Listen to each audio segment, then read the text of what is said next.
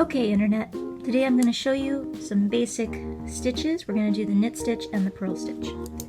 If you are a novice, I would recommend starting off by using a thicker yarn, like a bulky weight yarn. On the package it'll say have the number 5 or 6. It'll look kind of like this. I don't recommend starting off with this kind of yarn, sock yarn. It's pretty, but it's very, very thin. It'll be difficult to manipulate if you're not used to working with it. And it is a thickness of 1. You'll see that right there. A standard yarn that you can start out with if you're comfortable is a worsted weight, medium. It'll have 4 on the package. It'll be about this thickness. It's pretty normal, pretty standard.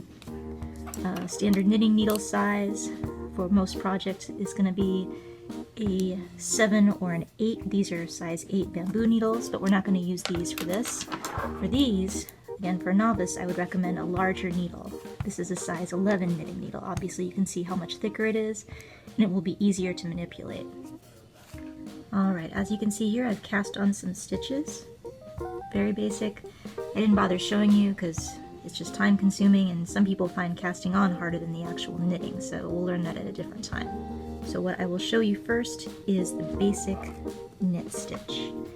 And your first knitting project, just so you know, your first knitting project is going to be really bad, like very flawed, full of mistakes, and don't worry about it. The whole point is the process of learning. Okay, I'm going to show you the knit stitch. Take your second needle, and you're going to angle it so it's in the back of the stitch. It'll look like this. It'll be kind of an X shape. See that? Take some time and just kind of look at how it's positioned. Then you take your yarn from the back, and you're going to wind it around that back needle to the front like this, like he's wearing a scarf. See how it looks there?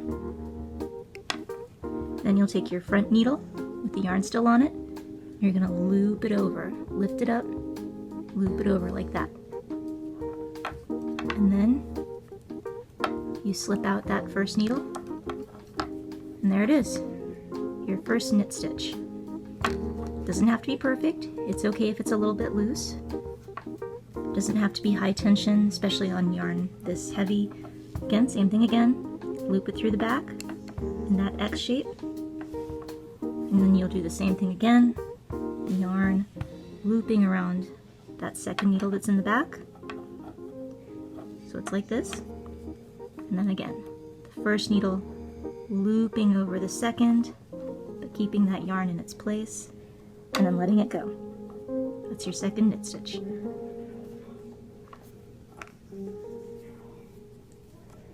A few more like this.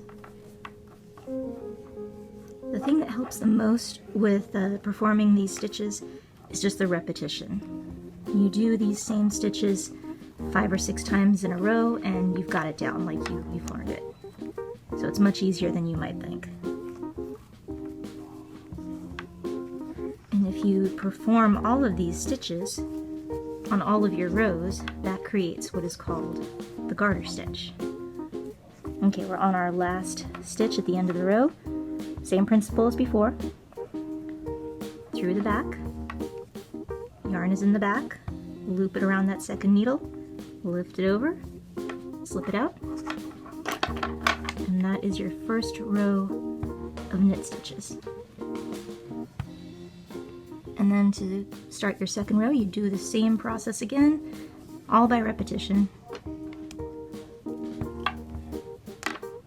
Same principle again. Through the back. Lift the yarn up, over, around that second needle. There you go, take a good look at that. And then you continue your row, just like before.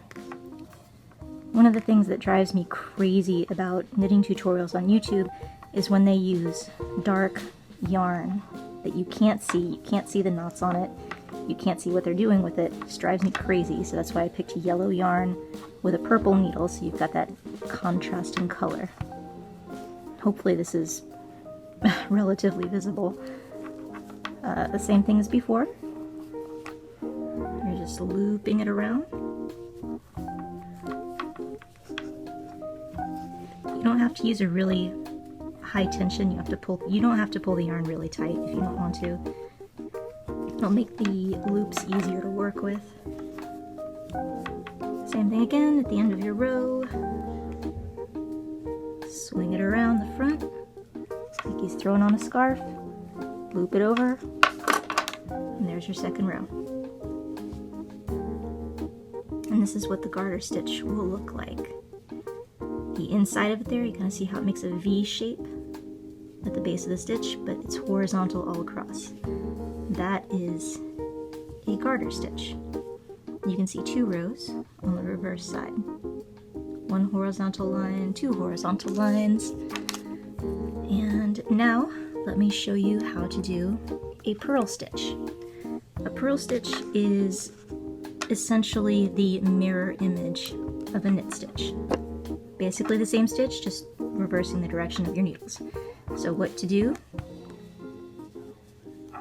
To make a purl stitch, you'll take your needle, insert it, instead of through the back, you'll insert it through the front.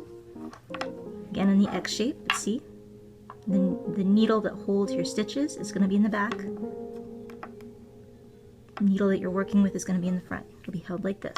And then you'll take your yarn. It's going to be in the front instead of in the back. And you'll loop it around your front needle like a shawl. Instead of whipping it around the front like a scarf, it'll be whipped around the back like a shawl, like this. And then you'll take the back needle and loop it over the front needle. And you'll slip it out. And that's your first purl stitch. And on your row, you'll keep doing that same thing again. Front needle goes in front instead of the back.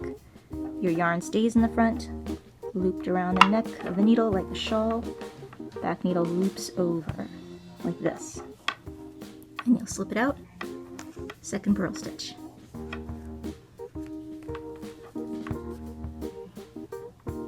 Same thing again. I may end up using this yellow yarn to make a big bird scarf. I don't know yet. Keep purling your row. Again, as with the knit stitch, repetition is your friend. You'll just keep doing the same loops the same way. And at the end of your row, you will have your purl stitches. Almost to the end of our row. Doesn't have to be perfect your first time out. Don't worry about it. At the end of the row, same thing again. See how it's through the front and then through the back. Same thing again, looping around like a shawl. Okay, finishing the last knit stitch on this row.